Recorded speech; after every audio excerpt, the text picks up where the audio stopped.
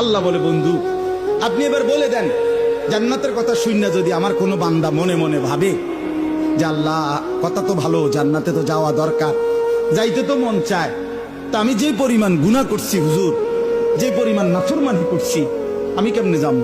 আমার তো গুনাহ অনেক বেশি। তা আল্লাহ বলেন, নাব্বি ইবাদি আন্নী আনাল গফুরুর রহিম। বন্ধু বলে দেন, বান্দা গুনাহ যত বেশি হোক কোনো অসুবিধা নাই, আমি আল্লাহ গফুর রহিম, আমি চূড়ান্ত ক্ষমাশীল, আমি চূড়ান্ত দয়াবান। আসমান পর্যন্ত যদি গুনাহ পৌঁছে যায়, কসম আল্লাহর আমি ওয়াদা দিলাম মাফ করে দেব।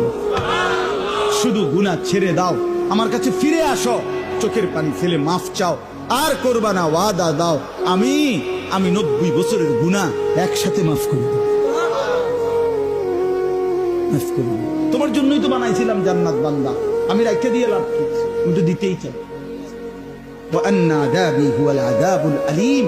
সর্বশেষ আল্লাহ বলছে যে হে বান্দা, এই দেখেন কথাটা শেয়ার, ছেলেরা তোমরা বলো ভাই শোনো, শেষ কথা আল্লাহ তাআলা নবীকে বলছে, বন্ধু এতভাবে বললাম, জান্নাতের সৌন্দর্যের বর্ণনা দিলাম, আমি মাফ করে দিমু কইছি, হয় ফিরে আসলে মাফ, 90 বছর হোক 70 বছর হোক, আসমান পরিমাণ হোক, এরপরও আমি বলছি গুনাহ যদি ছেড়ে দেয়, আবার নতুন করে যদি আমার ইবাদত শুরু করে, আমি পিছনেরটা কি করে দেব?